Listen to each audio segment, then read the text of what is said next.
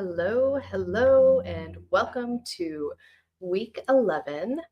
I apologize for a little bit of a delay as we were doing some technical difficulty fixing.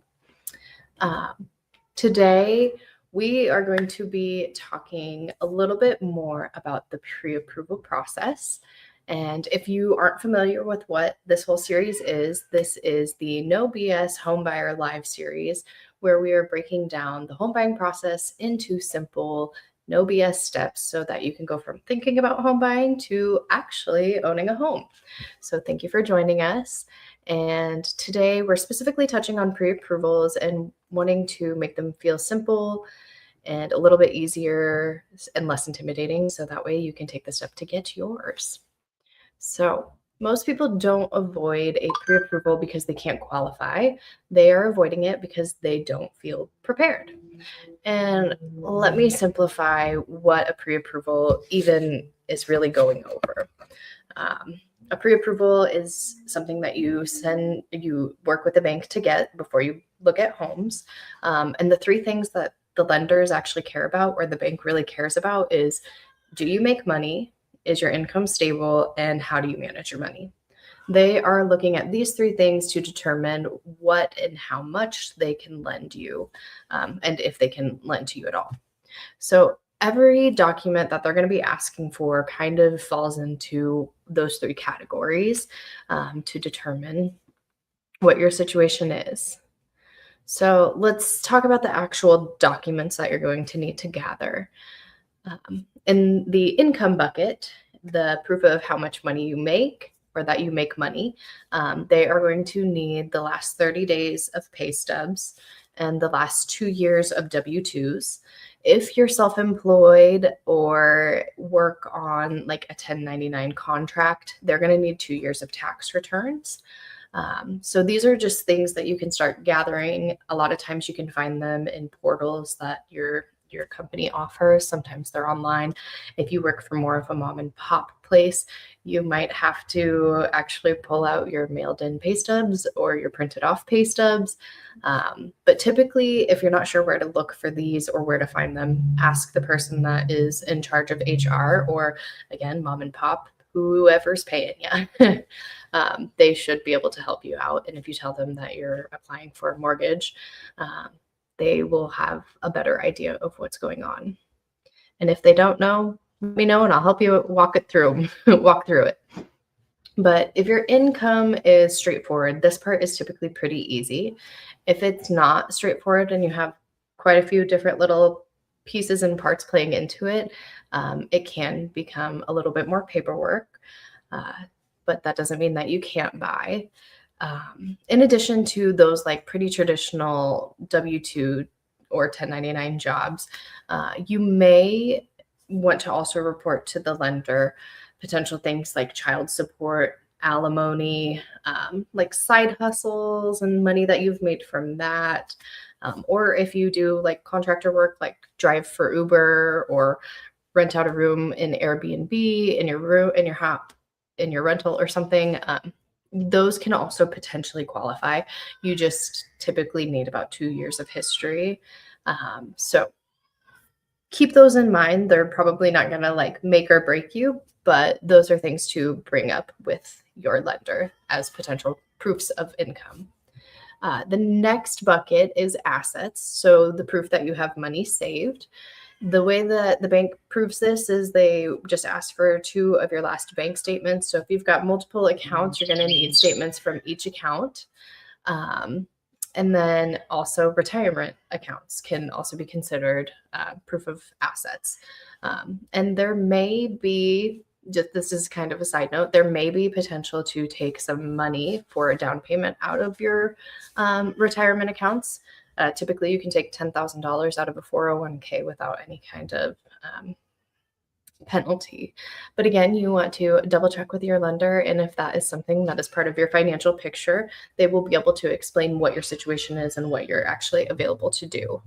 But those would be proof of assets. And again, you should be able to just go onto your bank online and print these off, or whatever retirement company that your retirement accounts are in, you should be able to just print off statements online or download them and email them in. One thing to note is just try not to move money around right before you're applying, because that's when lenders start asking a bunch of questions like what's going on. So don't think you have to take like your down payment out of your savings and put it into your checking or something. Just leave your money where it is. They're going to look at the picture as it is. And if you have big plans to move things around, just run that by your lender before you're changing a bunch of things. And then number 3 is credit. So this one actually isn't really part of the buckets, because this one is something that the lenders are going to be doing. They're going to be pulling your credit, so you don't need to gather this. However, as we've talked about in previous shows, episodes, lives, whatever, we have talked about checking out your credit and just making sure that nothing is wrong on it, keeping an eye on it, because you should just generally have an idea of where you're standing in your credit score. But again, the lender will actually pull that for you. You don't have to provide that for them. And then the last bucket, what you owe. So this is talking about debts. So we're talking car loans, student loans, credit card loans, camper loans, you name it. Anything that you have a consistent payment that you have to pay and are owing to somebody, that's what the bank is going to be looking at. And they're not here to judge what you're spending your money on. They're just calculating your monthly obligations so they can compare that against your income and your assets to make sure you hit their ratios. And then lastly, this is going to be the easiest stuff to get together for them. It's going to be like a driver's license or a state ID, and then your social security number. So don't be alarmed when they do ask your social security number. That is an important part of verifying who you are.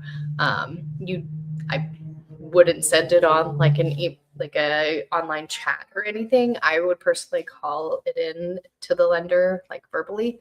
But again, those two are probably the easiest documentation that you're going to have to get to them. Some sort of driver's license or state ID, and then your social security number.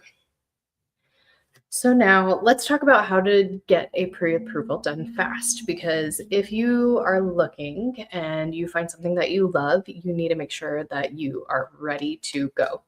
And sometimes the things that you're looking at that you love go really quickly. So let's talk about how you can get your pre-approval paperwork ready in about an hour. What you need to do is you need to go on to your work computer or your work area, download your pay stubs, download your bank statements, find any W-2s or tax returns, and grab your ID and scan it in. And I recommend that you make a separate little folder on your computer that has all of this information all saved in that folder, because when you're shopping around, it will be easy to just send that same information from lender to lender to lender, so that way you can compare their quotes. So just sit down, take away your distractions, download all of those things, and then upload them into a specific folder. And really that should only take about an hour. And it's not a huge project. It's just make sure you keep it quick and focused. Let's talk about some common mistakes when getting a pre-approval.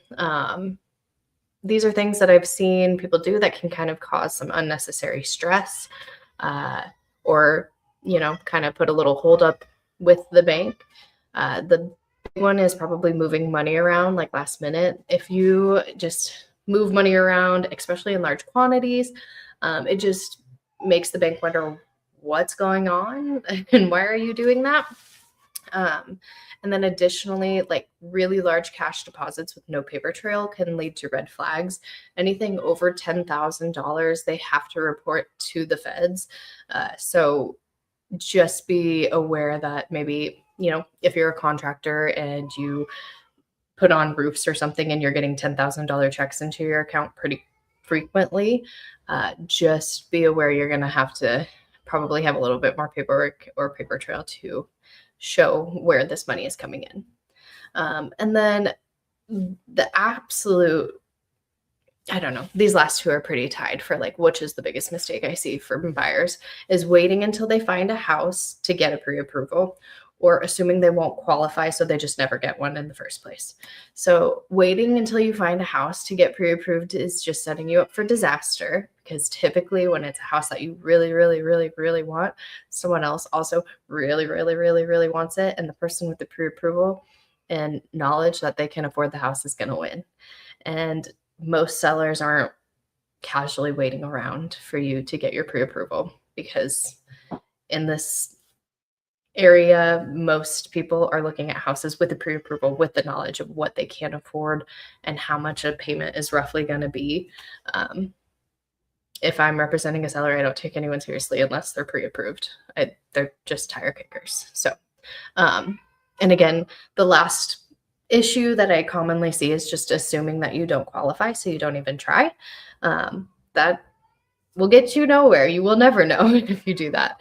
And if you have any inclination that you want to buy a house, it does not hurt to talk to a lender. Even if they do a hard pull on your credit, it only affects you for like about a month, and it's a couple of points. It is always better to talk to a lender ahead of time and just see. And, maybe you don't qualify at first, and that's totally okay, but they can give you a roadmap and ideas of how to help you so you can qualify in the future. So don't automatically disqualify yourself. Let the lender do their job, check, and help educate and teach you. All right. So I actually put together a little document checklist. Let's see if I can pull it up here. This checklist is just the stuff that you are going to be bringing, which we just talked about all of it. But it is in a nice checklist format, so that way you can check them off as you're downloading things on your computer. And sorry, my computer's being super slow about this, so we'll see. But if you want this checklist, please just reach out and I will absolutely give you a copy. It does not look like it's going to load for me, but it's just everything we talked about broken down nicely. And the second page is actually, let's see here. It'll let me pull it up on my computer, but not on the actual screen. But it's just a checklist of everything you need to be doing and then kind of checking where you're at in the process. So if you would like the checklist, please just reach out. Or if you need help getting connected with a lender local to you so you can check out your situation, please just reach out, because I'm happy to set you up with the team that you need wherever you are. So if there are any questions, you are welcome to ask them. This was kind of a quick one because it's really just talking about paperwork. I'm going to try one more time to get this document to pull up, but not quite having all the luck. So I will work on that. And again, if you have any questions, don't hesitate to ask. But it's just talking about all the different things, making a simple game plan, talking about the mistakes, and kind of determining where you're at in your readiness to buy. And I'm sorry, it just really is taking forever to load. All right, let me see here. I've got a screen pulled up, but it's really thinking here. When you want the checklist, just reach out. And next week, we are actual lender, because not all lenders are created equal, little pitfalls to think about, and maybe some strategies of why choosing a certain lender over another. There are different programs that can be offered for different things. So we will touch on that, on helping you find a lender. And then as a recap, this whole series is the No BS Homebuyer Live series. Again, we are breaking down the home buying process from simple into simple, no BS steps, so that way you can go from thinking about buying into actually owning. Thank you again for joining me, and I will see you next week. Bye-bye.